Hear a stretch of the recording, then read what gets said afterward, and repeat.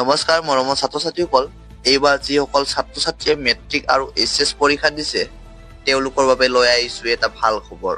ভাল খবৰটো হ'ল যে 2025 বৰ্ষৰ মেট্ৰিক আৰু এইচএছৰ ফলাফলত first division, second division, third division পোৱা ছাত্ৰ-ছাত্ৰীসকলক কিবা এৱাৰ্ড দিয়া হ'বনে? বা এইবাৰ মেট্ৰিক আৰু এইচএছত ছাত্ৰ-ছাত্ৰীসকলে কিমান মাৰ্ক পালে কি এৱাৰ্ড দিব অসম চৰকাৰে? ইয়াৰ সঠিক তথ্য আজিৰ এই ভিডিঅ'টো তোমালোকক জনাম।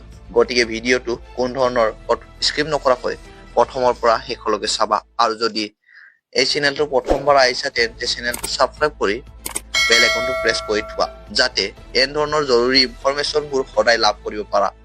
প্ৰথমতে জনাব বিচাৰিছো যে মেট্ৰিকত এতিয়া ফাৰ্ষ্ট ডিভিজন, ছেকেণ্ড ডিভিজন নাইবা থাৰ্ড ডিভিজন পালে একো এৱাৰ্ড দিয়া নহয়।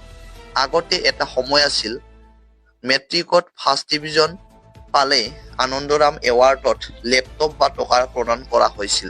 ছেকেণ্ড ডিভিজনতো দিয়া হৈছিল এখনকৈ লেপটপ। কিন্তু এতিয়া মেট্ৰিকত কমেও 75% বা তাতকৈ ততোধিক নম্বৰ পোৱা ছাত্ৰ বা ছাত্ৰীসকলকহে এই আনন্দৰাম এৱাৰ্ড দিয়া হয়। অৰ্থাৎ এইবাৰ মেট্ৰিকৰ ফলাফলত যিসকল ছাত্ৰ-ছাত্ৰীয়ে কমেও 75%তকৈ বা তাতকৈ বেছি পাৰ্চেণ্টেজ লাভ কৰিব, অকল সেইসকল ছাত্ৰ বা ছাত্ৰীগৰাকীকহে অসম চৰকাৰৰ ফালৰ পৰা আনন্দৰাম এৱাৰ্ডৰ অধীনত টকা প্ৰদান কৰিব। আৰু এই টকা পৰিমাণ হৈছে 12,500 টকা। যদিও আগতে ইয়াৰ পৰিমাণ বেছি আছিল, এতিয়া ইয়াৰ পৰিমাণ হ্ৰাস কৰা হৈছে আৰু 12,500 টকা প্ৰদান কৰা হৈছে। যিসকল ছাত্ৰ-ছাত্ৰীয়ে 75% বা তাতকৈ বেছি পাৰ্চেণ্টেজ মেট্ৰিকত লাভ কৰিব, সেইসকল ছাত্ৰ বা ছাত্ৰীক অসম চৰকাৰে আনন্দৰাম বৰুৱা এৱাৰ্ডৰ অধীনত এই 12,500 টকা ডাইৰেক্টলি বেংক একাউণ্টত প্ৰদান কৰিব। কিন্তু যিসকল ছাত্ৰ-ছাত্ৰীয়ে মেট্ৰিকত 75%তকৈ কম নম্বৰ পায়, অৰ্থাৎ ফাৰ্ষ্ট ডিভিজন, ছেকেণ্ড ডিভিজন বা থাৰ্ড ডিভিজনত উত্তীৰ্ণ হ'ব, সেইসকল ছাত্ৰ-ছাত্ৰীসকলক এটা ভাল খবৰ হৈছে তেওঁলোকৰ বাবে বিভিন্ন ধৰণৰ স্কলাৰশ্বিপ আহিব। এই স্কলাৰশ্বিপসমূহত আবেদন কৰিব পাৰিব। স্কলাৰশ্বিপৰ বিষয়ে এই চেনেলৰ যোগেদি তোমালোকক জনাই দিয়া হ'ব। বিভিন্ন ধৰণৰ বহুতো স্কলাৰশ্বিপ আহিব। 50% হ'লেও আবেদন কৰিব পাৰিব। আনকি এনে স্কলাৰশ্বিপ আছে তুমি জাষ্ট মেট্ৰিক পৰীক্ষাত পাছ হ'লে আবেদন কৰিব পাৰিব। এই সকলো স্কলাৰশ্বিপৰ বিষয়ে এই চেনেলটোৰ যোগেদি আপডেট দিয়া হ'ব।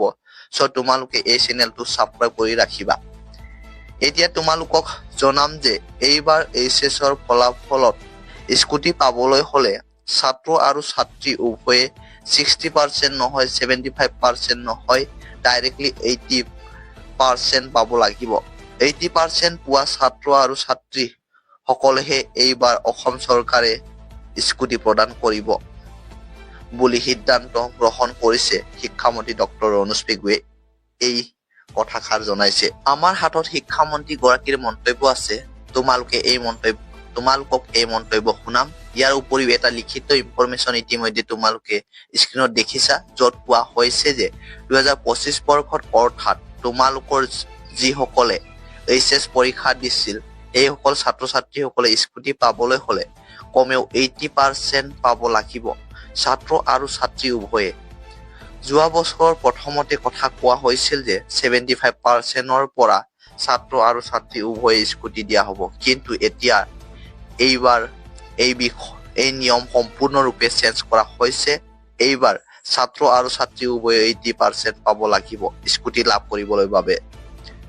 আমাৰ হাতত শিক্ষামন্ত্ৰী ডক্টৰ অনুজ পেগুৰ মন্তব্য আছে। আমি এই মন্তব্য শুনাব লৈছো, তোমালোকে মন্তব্য শুনি লোৱা। পানীকান্ত কাকতি আঁচনিখনৰ সংশোধনী হৈছে। বিস্তৃত তাৰ যিটো সংশোধিত ৰূপ এইটো প্ৰকাশ পাব।